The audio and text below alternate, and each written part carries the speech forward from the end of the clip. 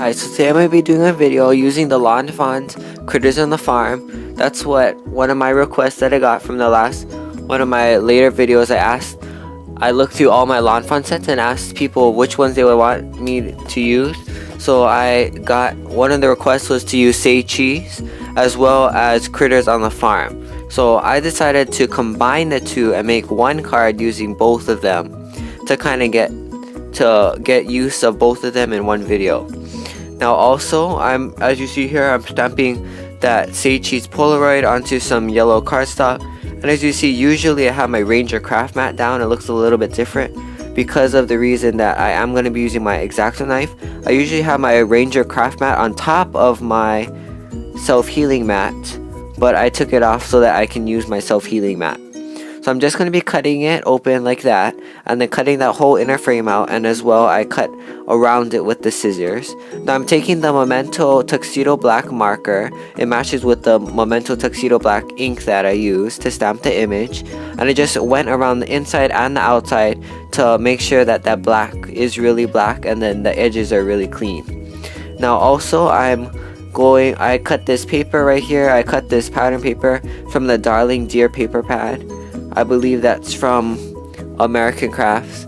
And then I'm taking my pencil here, and then I'm just marking in the corners where my Polaroid, or where that center panel that I'm going to be making, where it shows up. And then I'm just going to go ahead and take some dies and some stamps and try to decorate that area. So the first thing that I'm doing is I went ahead and die cut these two clouds out of white cardstock using these Sizzix dies. Here, I'm not exactly sure which ones they're from, but it came in a set with all different kinds of dies. Now also, I'm taking this Hero Arts soft silver ink pad with a Sukeneko jumbo sponge dabber, and then I'm just going ahead and then inking these clouds up.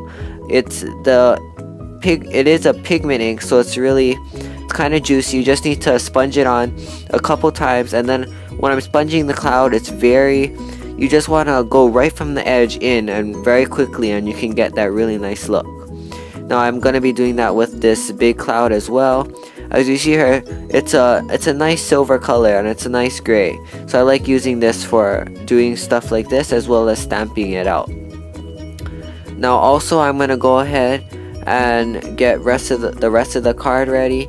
One thing that I'm going to be using is the only image from the Critters on the Farm stamp set that I'm going to be using is I'm going to be using the cow. As you see here, I'm stamping it out again in Memento Tuxedo Black, especially because now I'm going to be using my Spectrum Noirs and my Copic markers to color this cow in. And of course, Memento Tuxedo Black is the best ink to work with the Spectrum Noirs and Copic markers. So the first color that I'm starting off is BGR1, I believe. Let me just check. Yeah, so BGR1 from Spectrum Noir. I'm just using it. It's a super light gray. It's pretty similar to C0 from Copic marker. And now I'm taking the C3 Copic marker and I'm just flickering that color in, kind of focusing the darkness toward the left side, but all along the top edge. And then now I'm taking the BGR1 again and trying to blend that out. And then to try to blend out the BGR1, I'm going to be taking the colorless blender from Copic. You can also use the one from Spectrum Noir. They work exactly the same. I'm just going to try to blend out that color so it makes it a little bit nicer. Now this Copic marker colorless blender, it has very little ink in it, so it worked perfectly without picking up the color. Because as you know, colorless blenders from both Spectrum Noir and Copic, they do erase, they do not blend as well. So now this is FS6 from Spectrum Noir. This is their first generation markers. I'm just kind of darkening it again with that same color, going over, because I don't have a darker shade, I'm just going over it a couple times. And then so I'm doing the nose as well as the udders, and then I'm going to be putting some C3 as well on the tail, because I forgot about the tail. So I'm just going to take that C3, kind of darken it, and then try to darken that color toward the top of the tail. And then after that, I'm just going to go ahead, take my scissors and cut them out. I ended up, as you see here, I'm going to be using these long scissors, but I ended up using the micro tip scissors It's very similar to the one from Fiskars, except it was a cheaper brand and I got it for a really good deal. And then now I cut that out and it's really good. They're spring loaded, so they pop right back, so it's easy for cutting. Again, I'm taking that Memento Tuxedo black marker and going along the edge.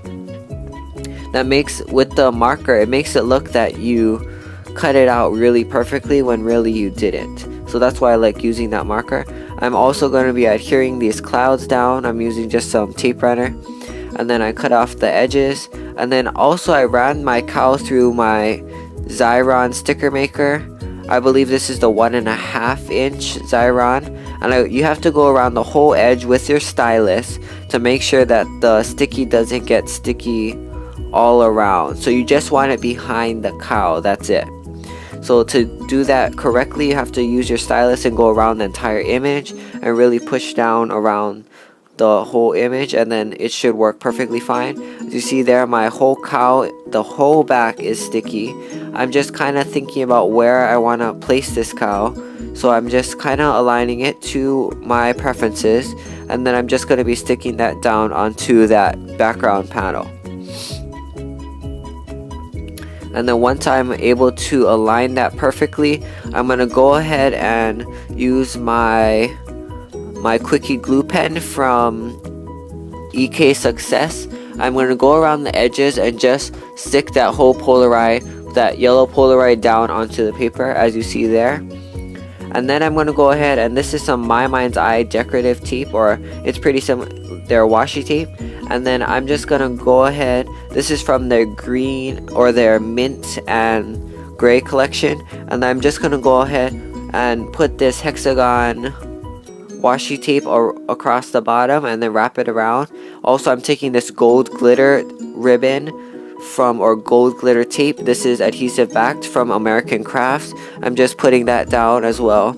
And then also I'm taking this Sakura clear jelly roll pen and I'm going around the edges. It's a really nice kind of warm highlight glitter pen, and then I'm going with my Wink of Stella and trying to blend that out. I use